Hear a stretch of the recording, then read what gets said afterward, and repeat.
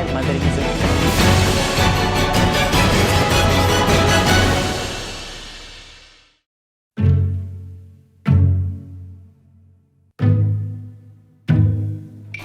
Vau! Unda ranglardan mahorat bilan foydalanganini qarang. Bu mening sevimli asarim.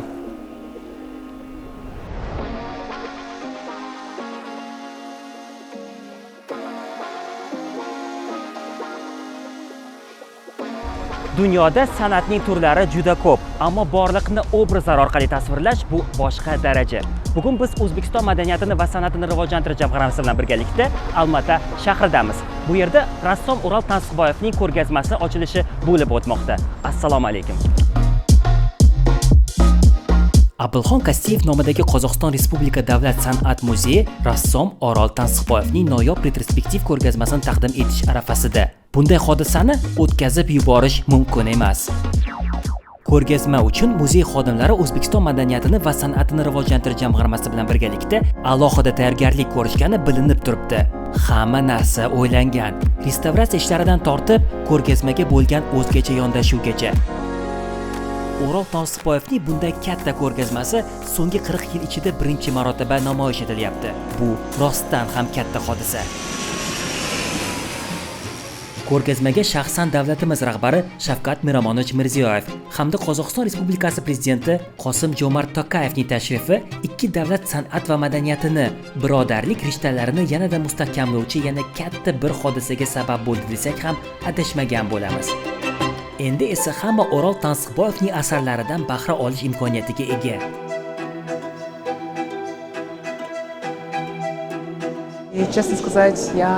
To'g'risini aytsam, men hayron qoldim. Menga hammasi juda yoqdi. U qanchalik samimiy insonligi rasmlaridan bilinib turibdi.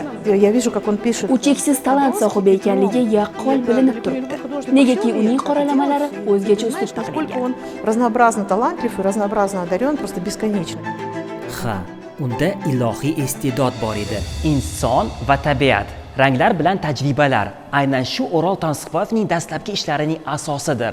U ranglar bilan o'zgacha foydalangan va his-tuyg'ularni bo'yoqlar orqali ifoda etgan.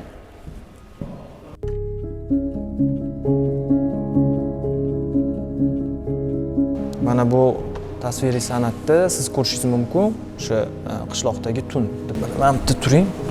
Turib, men misol uchun mana ko'rsangiz, yaxshilab agar 2 daqiqadan ko'proq qarab turadigan bo'lsangiz, oy, chiroq, beri davra, oyni suvga tushib turgan yorug'ligi, detalni agar qarab chiqadigan bo'lsangiz, ichiga как будто Van Gogh qanaqasi bor-ku, Van Goghga qarab tursangiz, ojivlение bo'lishni boshlaydi. Xuddi shunaqa narsa bunda ham bor.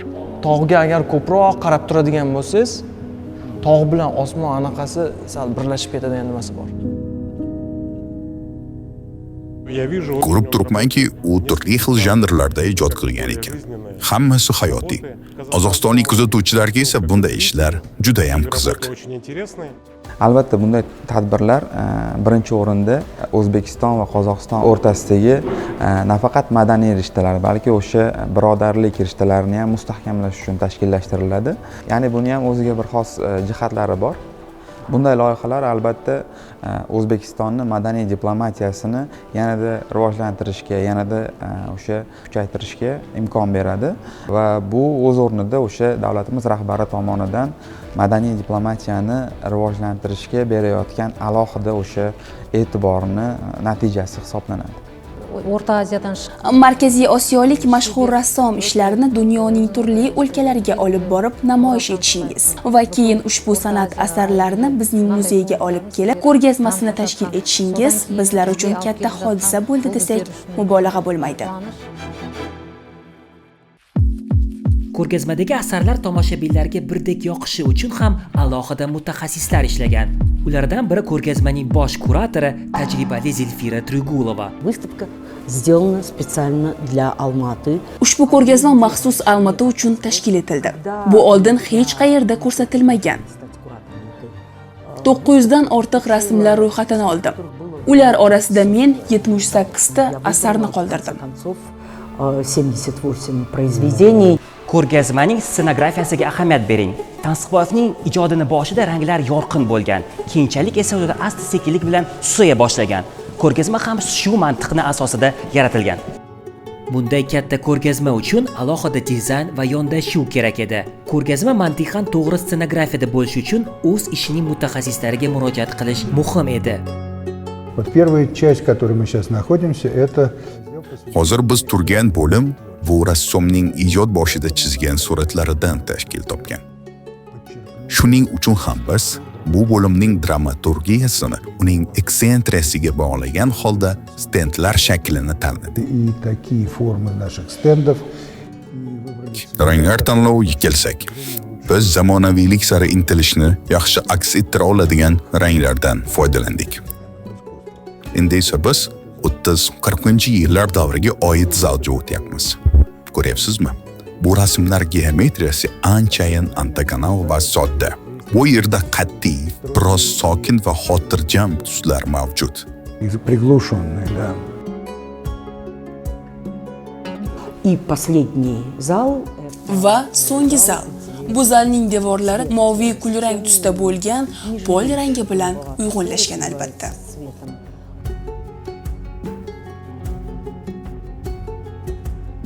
Ko'ryapsizmi? Bu zal manzara tasviriga bag'ishlangan. Bu yer doiraviy panorama. Mana bu esa o'rindiq. Yumaloq o'rindiq. Rangi bilan o'sha avvalgi zalni eslatadi. Bu uning ijodining boshlanishiga ishora, shundaymi? Ha, aynan shunday. Bu yerda o'tirish mumkin, lekin aylanib bo'lmaydi. O'tirish kerak va chuqur o'yga cho'mish kerak. Aslida Tansiqboyev o'z-o'zidan bunaqa natijaga erishmagan. Ijod yo'lining boshida u turli yo'nalishlarni sinab ko'rgan. Masalan, impressionizm va kubizm. U mahalliy rassomlar orasida birinchi bo'lib Yevropa avangard uslubini o'zlashtirgan. Bunda uslubda ijod qilish uchun insonda o'zgacha iste'dod va qarash bo'lishi juda muhim. и он бесконечно учился. U doim o'rganishda edi. 1928-yilda u Moskva G'arbiy san'at muzeyiga tashrif buyuradi. Uning olgan barcha saboqlari rus avangardi, G'arbiy Yevropa modernizmi orqali Yevropada ishlab chiqarilgan oliy san'at ta'limi tizimi orqali berilgan edi. Aynan bu safar rassomning ijodiga kuchli ta'sir o'tkazdi. Natijada u toshkentliklar, o'zbek portreti, Toshkentdagi ko'cha, ko'chmanchilar kabi shedevr asarlarni yaratdi. Aynan bu asarlar Tansiqboyevni juda tez tanilishiga sabab bo'la oldi. Bu rasmlarda o'zbek an'anaviy motivlar modernistik shakllar bilan uyg'unlashgan. Shu sabab Tansiqboyevning avangardga bo'lgan qiziqishi o'zbek tasviriy san'ati tarixini o'zgartirgan. Tansiqboyevning deyarli barcha avangard uslubida ishlangan rasmlari Nukus shahrida saqlanar edi. Ural Tansiqboyevning Qoraqalpog'iston bilan bo'lgan bog'liqligi asosan Igor Savitskiy bilan qilgan hamkorligida namoyon bo'ladi. Mana ular o'zlari. Savitskiy tomonidan Nukus shahrida yaratilgan Davlat san'at muzeyi kolleksiyasini yaratishda Tansiqboyev muhim rol o'ynagan. U nafaqat o'zining asarlari bilan bu kolleksiyaga hissa qo'shgan, balki boshqa rassomlarning san'at asarlarini ham muzeyga olib kelishga yordam bergan. Он отдает их. U rasmlarni hech qanday savollarsiz Savitskiyga berib yuboradi. Savitskiy esa bu 100 yillikda rasmlarni Nukusga olib ketgan. Shuning uchun ham birinchi bo'limdagi asosiy rasmlar Savitskiy muzeyidan to'plangan. U hech qachon taqlid qilmagan. Uning uslubi boshqalarnikiga umuman o'xshamaydi. Rassomning har bir asarlarida uning o'z DNKsi bor. Bu asarlar uning shaxsiy hikoyalarini shakllantirishga xizmat qilgan edi. Свое собственное высказывание.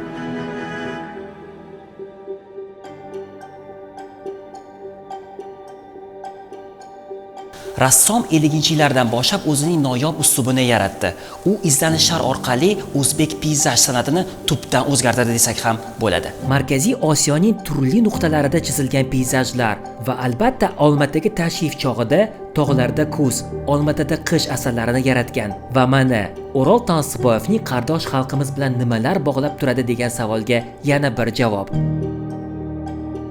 Сестра Uning opasi Olmaotada yashagan. Ular Toshkentga kelib turar edi. Hamda Olmaotada o'sha birinchi teatr do'stini ssenograf deymiz, o'sha narsalarni amalga oshirgan. Seif bilan O'rol Tansiqboyev o'z vaqtida o'zaro do'stlashishgan, ular birgalikda ijod qilishgan, birgalikda muloqot qilishgan.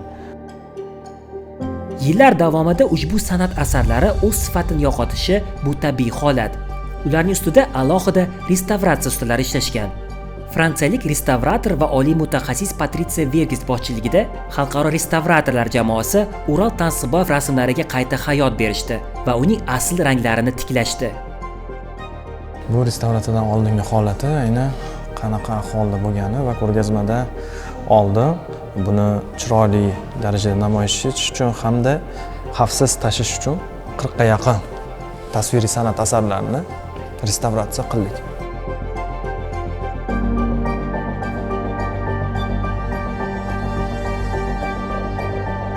Well, we had a large restoration. Bizda katta restavratsiya ishlari bo'ldi.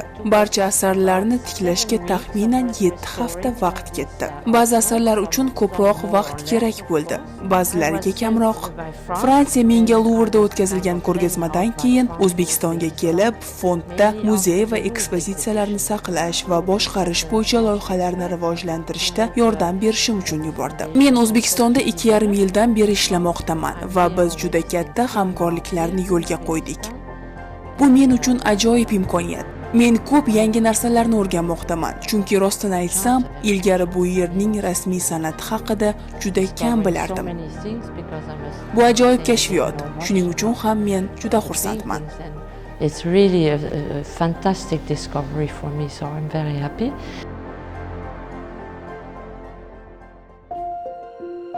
Umrining so'nggi yillarida Ural Tansiboyev ilk asarlarini ko'rish ilinjida Nukus tomon oshiqqan edi. Bu dramatik va yakuniy hodisa haqida menga Zilfira Tyugulova gapirib berdi. Nukus bilan bog'liq bir qayg'uli tarix bor. 1974-yilda u o'zining tug'ilgan kunini 70 yiliga bag'ishlangan katta tantanasiga tayyorlanishni boshlagan edi. U Sovetskiy bergan asarlarning bir nechtasini Toshkentdagi ko'rgazmasiga olib kelish uchun Nukusga otlanadi. Yo'l uzoq edi, yo'l davomida motor to'xtadi. Keyin yana nimalardir ro'y berdi. Nihoyat ular kechasi yetib kelishdi. U o'zining Volga mashinasida haydovchi bilan keldi. Ular kunduzi yetib kelish o'rniga tunda yetib kelishadi. Soat 6da u mehmonxonada o'z asarlarini ko'rishga ulgurmay, yurak xurujidan vafot etdi. U uslubni o'zgartirib to'g'ri qildimmi? Bu tizimni bir qismi bo'ladimi degan savollarga javob berish kerak edi. U uchun 20-yil oxiri, 30-yillar boshlarida qilingan ishlar eng muhim ishlar edi. Ehtimol uning yuragi dosh bermadi va u 1974-yil 18-aprelda Nukusda vafot etdi. Это история последних. Tansiboyevning oxirgi soatlari haqidagi tarix juda ma'noli. Biz ushbu ekspozitsiyada shu va hikoyalarni, harakatlarni saqlashni va tashrif buyuruvchilarni o'sha savolni o'zlariga berishga majbur qilishni xohladik. Заставить посетителей задать себе тот же самый вопрос.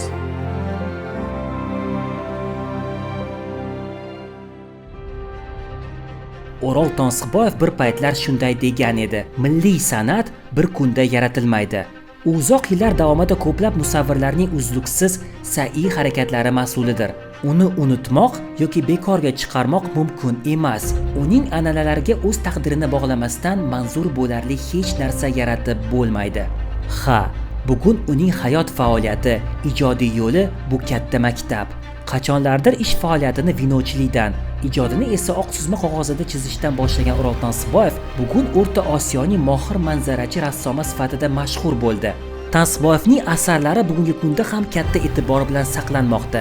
Uning Toshkentdagi uy-muzey hali hanuzgacha faoliyat yuritib kelmoqda. Bugun esa Olmaotada bu shedevrlarni O'zbekiston madaniyatini va san'atini rivojlantirish jamg'armasi keng ommaga ko'rsatmoqda. Lekin bu bilan tugamaydi. Xudo xohlasa, sentyabr oyida o'zbekistonlik o'sha san'at ishqibozlari uchun O'zbekistonda Toshkentda sentyabr oyida bu yil xuddi shu ko'rgazmani faqatgina yana ham yirikroq qilib ko'rsatmoqchimiz. San'at sevarlar va uni qadrlaydigan insonlar bor ekanki, Ural Tansiboyev va boshqa ijodkorlarning ishlari hali ko'p yillar davomida qadrlanadi. Ha, millatlar va xalqlarni birlashtirib, ahilligini saqlab turuvchi qadriyat bu san'at. Qo'shni davlat Qozog'istonga safar chog'ida bunga yana bir bor amin bo'lsa bo'ladi. Boshida aytganimdek, san'atning turlari juda ko'p. uni tushunish va sevish insoniy dunyoqarashini kengaytiradi. San'atga san'at bilan yaqinroq bo'ling. Ko'rishguncha.